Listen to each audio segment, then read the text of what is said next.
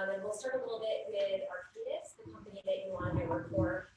We are a design and consultancy firm in the engineering space. We work in infrastructure, water, buildings, environment, and we're about 27,000 people worldwide, data scientists, civil engineers, city planners. And Yuan and I are specifically based in New York City, thinking about our regional clients and New York City data.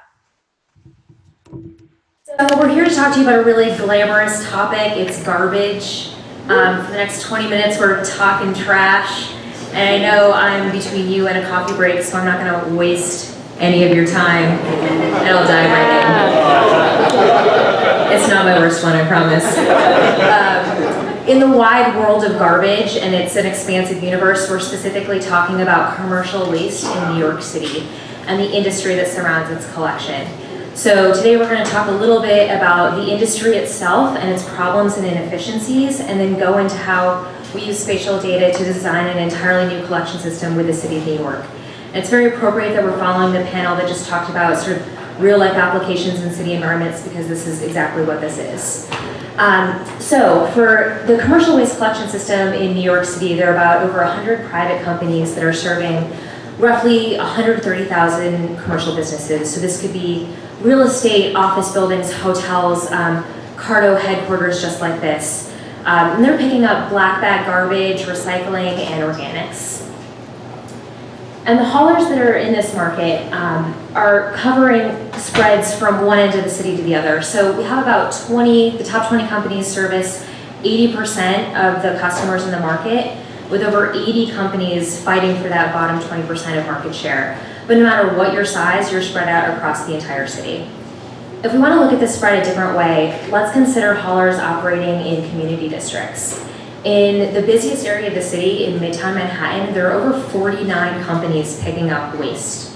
And in the least commercially dense area, Staten Island, 13 companies are driving on and off the island every single day to service the customers there. And because of the fiercely competitive nature of this industry, it always pays to go the extra mile to fill up your truck. And the resulting traffic has major implications across the city. So this is all of the truck traffic related to the collection of waste just in Greenpoint. So let's look at the behavior on a more micro scale. This is a real route that was reported to us by one of the waste haulers in New York City. This driver traveled 117 miles, covered 69 customers and 3 boroughs in one night. And I promise I didn't cherry pick this route. This was actually a pretty good night for a trash hauler. The median length is 122 miles in one night, servicing 123 customers. Let's look at it from the customer perspective, and we see the same story. So this is West 57th Street. There's 141 businesses serviced by 26 different companies. And if we get down to even smaller scale, this is one shopping plaza in Queens serviced by 5 different companies. When you start talking about garbage a lot, people will send you these photos unsolicited. So this was like a friend of someone on our project team sent this to them overnight. When we look at the data, there are actually 8 different companies servicing this one street mall in Queens. This is a familiar picture to a lot of people, and everything that I've just said has major implications across the city, and the most familiar is traffic. So all the negative things that come with traffic include, increased noise levels and air pollution. It also comes with some safety problems as well. So we have private companies with drivers and workers that are paid by the route, not by the hour. So they're incentivized to get their jobs done really quickly. And we can't forget about the safety of pedestrians and bicyclists as well. We've got 20-ton garbage trucks driving down the streets, and this ends in some real accidents. The cost for waste pickup is just all over the place. Our data tells us that there's no rhyme or reason between business type, between location, between material type, and the fluctuating commodity markets don't help this situation either. So a business on one end of the street could be paying a very different rate than the exact same business on the other end of the block, and they have no way to tell. And the price point gets us to the end goal of recycling. So this system is very difficult to enforce on a whole number of levels, but recycling is probably the most difficult. So these are a bunch of pictures of recycling garbage in the back of the exact same truck headed to a landfill. Because of the unenforceability and the fluctuating commodity markets, New York City's recycling rates are well below the national average nearly 30 years after recycling laws came into effect. So recognizing that the industry needs reform, the city is committed to fixing this industry with a number of different programs. The Residential Waste Authority, DSNY, or the New York City Department of Sanitation, is the lead agency on this program, and they partnered with Arcadis to develop commercial waste zones, our solution to all the problems we just discussed. So the plan is that the city will develop a series of geographic zones that contain collection routes, and it will bid out the right to operate in those zones. Right now the thinking is that they would bid out operation to maybe 3 to 5 companies depending on how many customers were in the city. And that this competitive bidding process would then result in contracts with the city that are enforceable around, say, price rates or service standards. It's important to note that this only applies to black bag garbage, recycling, organics, not commercial waste or medical waste. That's an important point for people in the waste industry, maybe not so much this group, but I've got to say it anyways. So what are the benefits of zoning? It first comes with denser customer bases. So instead of traveling an average of 1.5 miles between each customer, carters can go door to door down the block to pick up waste. And this allows them to fill up a truck much faster, and it increases their operational efficiency dramatically. So they can use fewer trucks for the same number of routes or the same number of customers. The predictability of business with long-term contracts is also a benefit. So we're thinking about 10 years of contract length, which allows them to bring that to the bank and then invest in better infrastructure like trucks or disposal facilities. The benefits also extend to our customer base. So a competitive bidding process keeps prices low, and contracts with the city ensure strict customer service standards. Additionally, all of this data and enforcement and better reporting required in the contracts allows more transparency around pricing. So you could go to the city and actually ask what your neighbors are paying next door to you or in other parts of the city. And lastly, for New Yorkers like us, we have safer streets, quieter nights, and the streets are easier to navigate. So zoning or regulated systems are actually very common in the waste industry, but they've never been designed on the scale or the complexity of New York City before. The traditional methods that civil engineers have been using for years just aren't going to work. This is a gift and it's not working. But just imagine chaos of an incredibly complex waste system in New York. So we were faced with the question, how do we design a system that meets the needs of all of our stakeholders, but also does its fundamental job of just getting garbage off the streets? That's really what that's here for. So the answer came down to data. And this is where I'll turn it over to Yuan Shi, who's going to explain the more technical side of how we design a zone system with the City of New York. Thanks, Mary.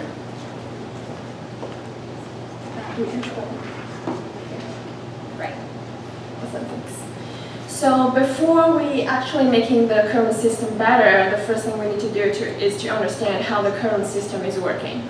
So here is the list of the most important data we got from these two city agencies, Department of Sanitation and Business Integrity Commission. And I know we have a lot of brilliant data scientists here today, and this is the format we would love to work with. So handwritten, scanned PDF. It really took us a lot of time to make them into usable format. So this data informs us where the customers are and where the waste is generating, and this really helps us to make the zone boundary in the later exercise. And on the other hand, we want to know where the haulers are. So here we map all the routes haulers reported to us and aggregated together into one map. And as you can see, the waste truck traffic in Manhattan is pretty bad. And in some extreme cases, some blocks have over 400 trucks going through the blocks on average every day. That is really astonishing to me when I started the project. And after seeing both sides of this business, we are trying to understand how these two interacting with each other. So at the very early stage of our project, we have a lot of stakeholder engagement meetings. So one feedback from different industry is they are worrying about the pickup time. So for example, restaurant, they said, we want to pick up at midnight, and they are worrying about the future zoning system would not be able to fulfill that specific requirements. So we break down all the routes and assign timestamps to each individual customers and aggregate it by different industries. So as you can see from the distribution plot here, actually all these different industries have pretty much similar pickup pattern. 80% of the customers get picked up during nighttime, and the peak is around midnight. And this exercise also informs us about the behavior patterns in this market, and it also helps with our simulation later.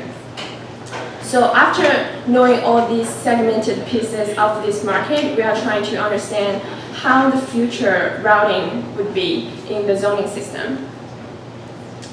So let's look at our simulation methodology. So first, let's just draw in artificial boundaries as a zone. And for all those customers within this area, we split them into nighttime customers and daytime customers. And for each layers, we're spatially clustering them together based on how many haulers are allowed to operate within the zone. So I would take 2 haulers a zone as an example today. On average, one truck would serve 123 customers. So if there are two trucks in the zone, then that is 123 multiplied by 2, 246 customers. So we cluster 246 customers together as a sub-area. So that divides this area into multiple sub-areas, as the third graph shows. Now we have 246 customers for 2 routes of 2 different companies within the sub-areas. They can totally overlap with each other, but they will not overlap with other routes of other sub-areas. This mimics the degree of optimization existing in current market. And for each nighttime route, we again split them into 3 pickup time windows according to the pickup pattern we found before. So early night, midnight, and early morning. And an optimized route will connect all those customers within the pickup window. And then 3 pickup windows will be connected together as a whole route. And in real-world operation, a truck will go to a transfer station after picking up the trash from customers. They will go to a transfer station. So which transfer station are they using? That's the question comes to our mind next. So in order to understand the transfer station usage pattern, we filtered out all the routes whose last customers is within the zone of our interest. Because actually the only thing matters is the distance between last customers to the transfer station. That's the thing we want to calculate for our simulation as well. So we get a list of transfer stations ordered by their popularity, and then we randomly assign the transfer station to the simulated routes and the probability is associated with this popularity. So after looking at the granular level of a route, now we are wondering, what if they aggregate together at the city level? How should we decide the zone boundaries? Remember, in our simulation, actually there are 2 things matters. One thing is number of zones, which also decides the boundaries of zones. And another part is number of haulers operating in the zone. These are the 2 main parameters in our simulation model. So we need to decide these 2. And there is like infinite combination of these. And intuitively, we would think the smaller the area is, the more efficient it could be. The larger the area is, the closer it is to the current free market as the right side. And on the other hand, as we heard the feedback from stakeholder engagement meetings, the smaller the area is, the potential disruption, the more potential disruption would be. So basically, this is a trade-off between efficiency and disruptions. Then it comes to the question, how many zones should we have? So we run a bunch of iterations of all kinds of different combinations of number of zones and number of haulers. And it turned out, actually number of haulers in a zone has a bigger impact than number of zones. So these are the efficiency side. And on the disruption side, we're also trying to evaluate different operations. So we consider disruption to the local businesses and the disruptions to the haulers. And we also take into consideration of the geolocation of current infrastructure like garages and transfer stations, and also highways. And then after weighing the pros and cons of different options, now it comes to the final results, 20 zones. And the number of haulers operating in a zone varies from 3 to 5, depends on number of customers and the amount of waste generated within each area.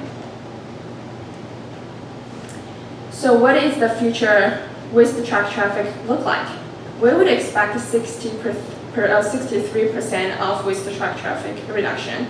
So currently we have 29 million miles per year, and 63% reduction, that is 18 million miles. So that is a big difference for New York City.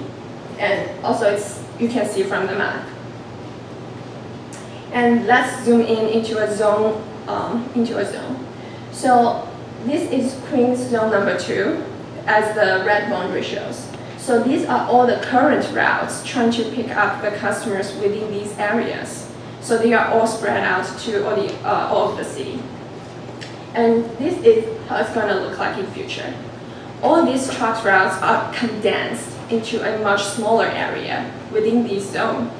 And currently, the average mile for picking up one customer is about 1 mile. And in future is about 0.35 to 0.4 miles per customer. That is a big difference. And same, it's an example of a route. So this is a current now travels across 4 boroughs and even New Jersey to fill one truck. And in future, it can fill a truck much easier in a smaller area, like this. And from the hauler's perspective, this is a real example of a mid-sized hauler in New York City, which serves 1,800 customers right now. And what if they win a zone in future, and if they maintain the same size of the market of the customer base, the customer location would look like this, the left side. So currently, the companies, the haulers, are optimizing their business at the company level. But now we are trying to help New York City to optimize the market at a city scale. And I will hand back to Mary to tell us why this matters. All right, so why does this matter? We designed a really efficient system really fast. It was a win for our company, it was a win for our client, but why do you guys care as long as garbage leaves the streets every night? The first, I would argue, is that we've helped the city of New York make an informed, data-driven policy decision. They understand behavior, they're not just guessing at it, and we're even able to predict what carters might do in the future. This allows them confidence that the environmental benefits of this program would actually be realized if they were to take all the time and the effort to write it into local law, go through the environmental review process. The second is that this is an industry that's generating a mountain of data as sensors become cheaper and more accessible and ubiquitous across this industry, and there's the potential to derive even more data. We've, through this process, begun standardizing and requiring data collection to inform decisions in the future. We know that the waste industry won't stay static as we introduce autonomous vehicles and the complex commercial market in New York City changes. We can begin to track those decisions over the long term. Which brings us to our performance towards long-term environmental goals. We can't improve if we can't measure and we can't track, and this is one step towards that, especially around the mayor's goal of diverting 90% of waste from landfills by 2030. It sounds like an amazing hurdle to overcome, but we get one step closer with this project and the data collection. And one step closer to a cleaner, greener New York City. All right, any questions?